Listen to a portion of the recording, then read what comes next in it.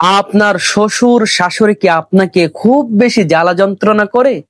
শ্বশুর শাশুড়িকে বশ করতে পারবেন, আপনার সাথে যেন কোনো সময় আর ঝগড়া না করে এমন সিস্টেম করতে পারবেন। অথবা আপনি শ্বশুর শাশুড়ি, আপনার পুতের বউ আপনাকে খুব বেশি জ্বালায়, আপনার বউকেও আপনি বশ করতে পারবেন, এমন সিস্টেম করতে পারবেন কোনো সময় আপনার সামনে আর মাথা উঁচু করে কথা বলবেন না। তো আমলটি অনেক গুরুত্বপূর্ণ, সবাই শিখে রাখুন, সবার কোনো না কোনো সময় কাজে আসতে পারে। তো এই চমৎকার আমলটি কিভাবে করবেন, কখন করবেন, আজকের ভিডিওতে সবকিছু জানাবো। ভিডিওটি খুবই গুরুত্বপূর্ণ এবং ছোট হবে। অনুরোধ করব সম্পূর্ণ নিয়ম জানতে ভিডিওটি না টেনে শেষ পর্যন্ত দেখেন, অনেক অনেক উপকৃত হবেন। তো চলুন কথা না বাড়িয়ে মূল আলোচনা শুরু করি। তার আগে ছোট্ট একটা অনুরোধ করব, এমন সুন্দর সুন্দর ইসলামিক আমলগুলো যারা প্রতিদিন দেখতে চান, দয়া করে সবাই চ্যানেলটি এখনোই একটু সাবস্ক্রাইব করে ফেলুন প্লিজ। তো চলুন মূল আলোচনা শুরু করি। সম্মানিত ভাই বোন, বর্তমান সময়ে প্রত্যেকটা পরিবার ফ্যামিলিতেই কিন্তু শ্বশুর শাশুড়ি এবং বউয়ের দ্বন্দ্ব চলে, যুদ্ধ চলে। শ্বশুর শাশুড়ি নিজের ছেলের বউটাকে দেখতে পারে না, বিভিন্নভাবে জ্বালা যন্ত্রণা কষ্ট দেয়। শ্বশুর শাশুড়ি নিজের আপন মেয়ে যেন শ্বশুর বাড়িতে সুখে থাকে সেটা চায়, কিন্তু নিজের ছেলের বউকে সুখে রাখতে চায় না। নিজের মেয়ে হাজার অন্যায় করে সেটা কোনো অন্যায় না, আর নিজের ছেলের বউ যদি সামান্য কোনো অন্যায় করে, চুন থেকে পান খসলে শুরু হয়ে যায় অশান্তি, ঝগড়া। এমন যন্ত্রণা অনেক ফ্যামিলিতে বর্তমানে চলে। আবার অনেক ফ্যামিলিতে রয়েছে নিজের ছেলের বউ শ্বশুর শাশুড়িকে দেখতে পারে না, সহ্য করতে পারে না, তাদের কোনো কথা সহ্য হয় না।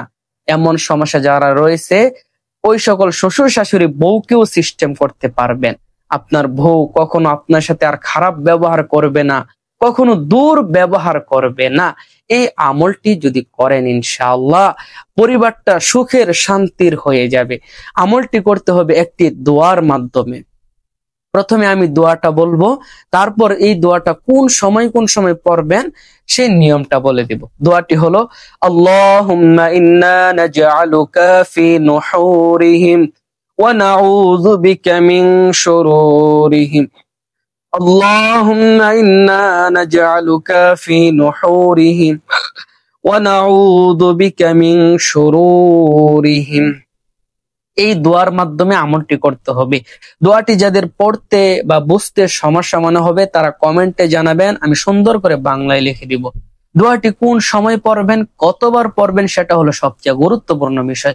সম্মানিত ভাই বোন, এই দোয়ার আমলটা আপনাকে করতে হবে 5 ওয়াক্ত নামাজ শেষ করে।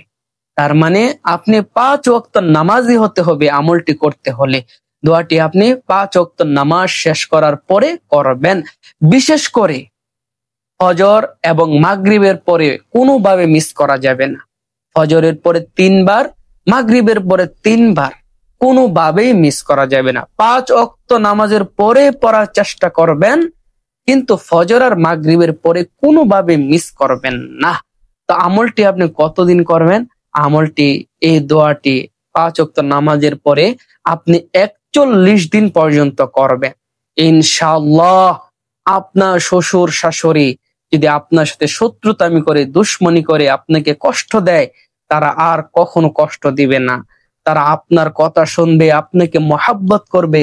অথবা আপনার ঘরের ছেলের বউ যদি আপনাকে কষ্ট দেয়, আপনাকে যন্ত্রণা দেয়, আপনাকে দেখতে না পারে, এই আমল করুন। আপনার ছেলের বউ আপনার জন্য মায়া সৃষ্টি হবে, তার ভালোবাসা সৃষ্টি হবে, আপনাকে সম্মান করবে, মর্যাদা দিবে ইনশাআল্লাহ।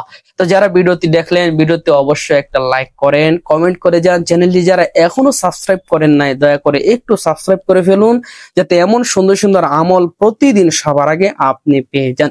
আর ভিডিওটা শেয়ার না করে কেউ যাবেন না। আপনার একটা শেয়ারে হয়তো কোনো না কোনো পরিবারের মানুষ উপকৃত হবে, এর উসিলায় আপনাকে আল্লাহ অসংখ্য সওয়াব দান করবে।